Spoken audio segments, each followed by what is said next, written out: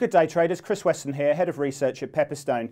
One of the key talking points, if not the key talking point that we've been seeing recently, is around what's happening in the deterioration in the Australian economy and the big divergence that we're seeing between how the Reserve Bank of Australia sees the Australian economy unfolding and also what's been happening in the interest rate markets and what the market's speculating will be the path of policy easing going forward.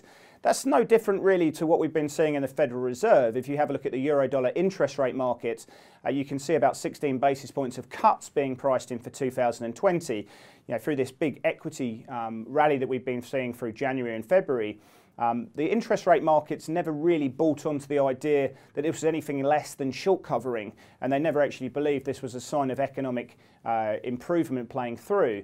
And that's similar dynamics playing through in Australia, where if you look at the disparity between the Reserve Bank, who sees the economy with fairly rose-tinted glasses, you know, they're not of the view that employment is a lagging indicator like most economists would see. They don't see huge downside to house prices. They actually see the path for interest rates fairly symmetrical. They can see a case, you know, for rate hikes over a longer period of time, and also they can see a case for rate cuts going through, but certainly it seems that their bias is coming somewhat more towards the dovish side there.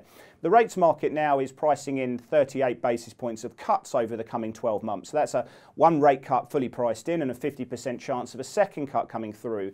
In the cash rate futures, you can see the sort of July-August contracts in the IB market have been very actively traded over the last few days. And I think that's a reflection that people have been ramping up their expectations that we could see action from the central bank in that period. Of course, central banks generally like to give us a full warning before they come and cut rates. It's the reason why implied volatility is so low in financial markets. It's tending to be that we have fairly predictable policy paths from central banks. So at some stage in the next couple of months, we probably will have to see the Reserve Bank move to an explicit easing bias, and then perhaps in that August meeting, perhaps even in July, they could come out and cut the cash rate on the premise that it's, you know, the path of least regret in that situation. And that's kind of what the cash rate market's speculating at the moment. So there's that divergence between where the RBA see things at the moment and also what we've been seeing in that interest rate pricing. The question, of course, is what would a rate cut actually do? And of course, it would give us a little bit more discretionary spending, and that would work from a semantics point of view. But it is my personal belief that once we start going down that road, and it doesn't necessarily have too much of an impact, that we will be starting talking about alternative, perhaps more unconventional measures playing through as well. So how does the Australian dollar trade on the back of this? Well, I think it's interesting to see positioning is net short if you're looking at the futures market, but it's not overly stretched. If you have a look at the options market, well, you know, you've seen a big move down in spot FX in the Aussie dollar towards this 70-cent move.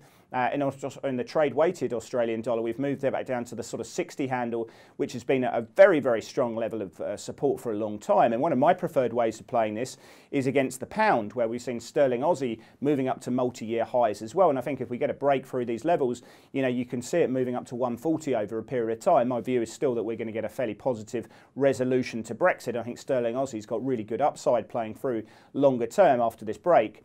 But if you have a look at the options market, you can see on this move down in spot, we haven't really necessarily seen people really trying to buy you know, put volatility over call volatility and giving you that option to make a move down and speculate on big downside. In fact, the skew on this risk reversal over 1 month isn't particularly punchy. If you have a look at 1 month implied volatility in Aussie dollar, you know, it's not huge at the moment. People aren't expecting fireworks from the Australian dollar. It's going to be a slow grind down or a slow grind up. Either way, they're not expecting fireworks. And if you look over the next month, the market's looking for about 130 points or so either way. So it's not a particularly big move that we're expecting the Australian dollar, but a slow and steady grind, perhaps below that 70-cent level going forward. But it's interesting from a fundamental perspective to see what is actually making the Australian dollar move at the moment. If you go back a few months ago, it was very much a leverage to what we've been seeing in the Chinese currency. It also had a very strong correlation with what's happening in emerging market, specifically Chinese and Hong Kong equity markets. And there was a strong correlation between the Hang Seng and the Australian dollar. That has firmly broken down now. And the Australian dollar is moving very closely with yield differentials, the difference between the Australian 2-year and the US 2-year government bond. And that's a reflection that the Australian dollar and the US dollar are very cyclical currencies. They're moving around with what's happening in economic data. And that's fair because the RBA want to see more data, so do the Federal Reserve as well. So we're keeping our eyes firmly throughout the week on what's happening on NAB business confidence numbers next week, the Westpac consumer confidence numbers. We're looking very closely at house price, having credit metrics as well. And then, of course, we've got the big one that comes through on the 24th of April, which is the CPI numbers. And if they're continuing to be weak and a deterioration from 1.8%, that will probably be the green light for the RBA in the May meeting to come out and change their easing bias there.